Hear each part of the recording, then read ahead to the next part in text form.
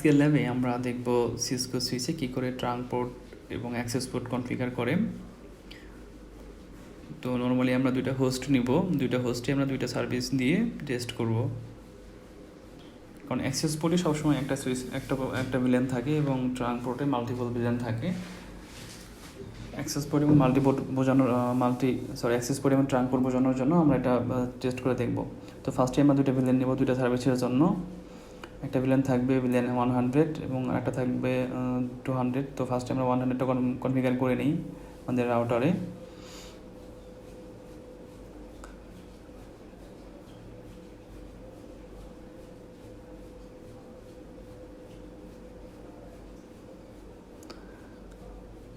দেন আমরা দুইটা আইপি বসাবো, এখানে 10 ব্লকের একটা বসাবো 100-এর জন্য, আর 20 ব্লকের একটা বসাবো, 30 ব্লকের একটা বসাবো।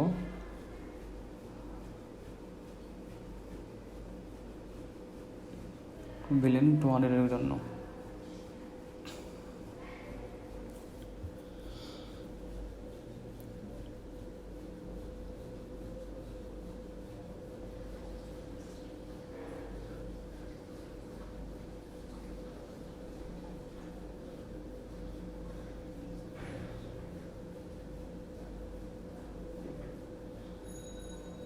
এতক্ষণ আমার হচ্ছে আপলিঙ্কের রাউটারটা কনফিগারেশন করছিলাম, ওটার সাথে আসলে আমার ট্রাঙ্ক পোর্টে কোনো সম্পর্ক নেই এইদিকে, মানে সিসকোর সাথে, মানে সিসকো রিলেটেড যেটা দেখাতে চাচ্ছি। তোমার ফার্স্ট আমি দুইটা ভিলেন ক্রিয়েট করে নিব। Villain 100, description name villain 100। ওকে, আমরা আরেকটা ভিলেন নিব, ভিলেন 200, নেম ভিলেন 200। এই নেমটাতে অনেকটা ইম্পর্টেন্ট, কারণ যদি আপনার এখানে সুইচে অনেক ভিলেন থাকে, কোনটা কোন ভিলেন কোন সার্ভিসের বুঝতে পারবেন না। সো আমার দুইটা ভিলেন কনফিগারেশন হয়ে গেছে এবং নামও দেখা যাচ্ছে 100 ভিলেন এবং দুইটা অ্যাক্টিভ আছে, বাট কোনো পোর্ট অ্যাসাইন করা নাই। সো ফার্স্টে আমরা ট্রাঙ্ক পোর্টটা কনফিগার করব।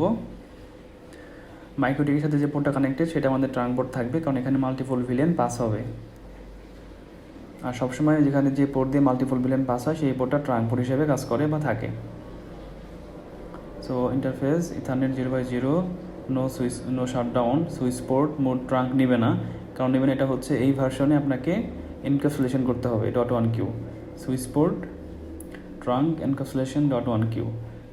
এই কমান্ড দেওয়ার পরে আপনার ওটা ট্রাঙ্ক মোড নেবে, সুইচ পোর্ট মোড ট্রাঙ্ক।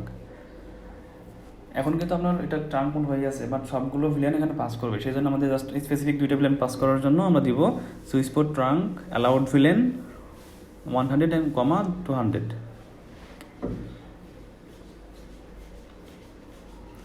আমরা যদি কনফিগারেশনটা চেক করে দেখি, do show run interface ethernet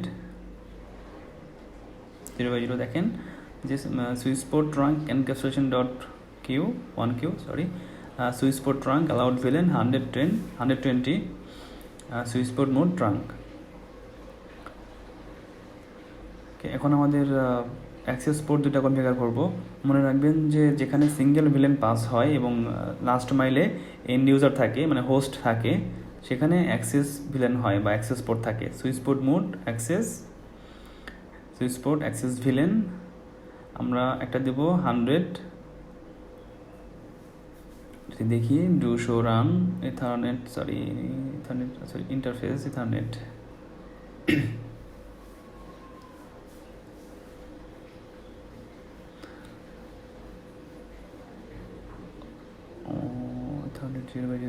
আমি আসলে ভুল পোর্টে চেক করছিলাম, এটা হচ্ছে ইথারনেট 0/2 হবে। 2তে আমরা 100 ভিলেন দিয়েছি, তার মানে হচ্ছে আমার বিপিসিতে, মানে 0/2তে আমার 10 ব্লকের আইপি পাবে এই পোর্ট দিয়ে যেটা যাবে। এবং আমরা আরেকটা পোর্টে অ্যাক্সেস করব, interface ethernet 0/3, switch port mode access, switch port access villain 200।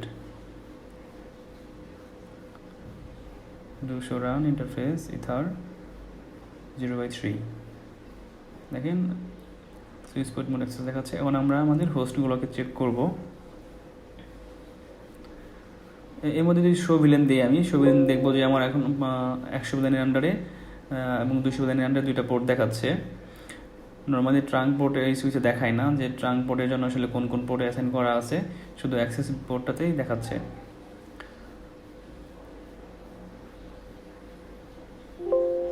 দেখেন যখন আমি স্পেসিফিক শুধু একটা ভিলেন দেখতে চাচ্ছি যে শো ভিলেন আইডি 100, তখন আমার এই 100 ভিলেনটা কোন কোন পোর্টে অ্যাসাইন করা আছে সেটা পাচ্ছে।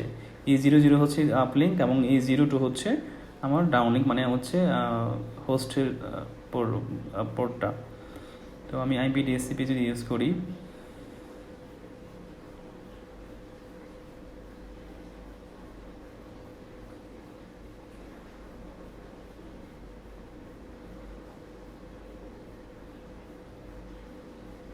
শো ইন্টারফেস, ওকে ইন্টারফেসগুলো আপ আছে আমার।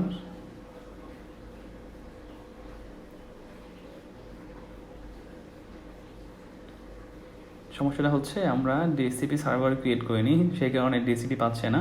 তোমরা যদি ডিএসসিপি সার্ভার ক্রিয়েট করবো 100 বিলিয়নের জন্য এবং 200 বিলিয়নের জন্য।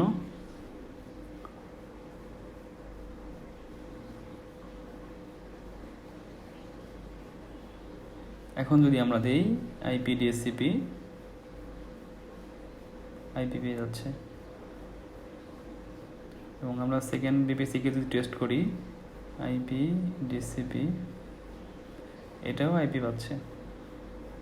একটা 10 ব্লকের পাবে আর একটা 30 ব্লকের পাবে। দেখেন একটা 10 ব্লকের পাচ্ছে আর একটা 30 ব্লকের আইপি পাচ্ছে। তার মানে আমার দুইটা পোর্ট দিয়ে দুই টাইপের সার্ভিস বের হচ্ছে।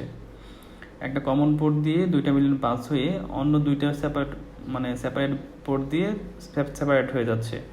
কমন যে পোর্টটা সেটাই আমাদের হলো ট্রাঙ্ক পোর্ট, এবং যেটা সেপারেট হয়ে সিঙ্গেল ভিলেন পাস হচ্ছে সেটাই আমাদের অ্যাক্সেস পোর্ট। সো সিসকোতে এরকমভাবে, সিসকো সুইচে এরকমভাবেই আপনারা আসলে ট্রাঙ্ক পোর্ট এবং অ্যাক্সেস পোর্ট কনফিগার করতে পারবেন।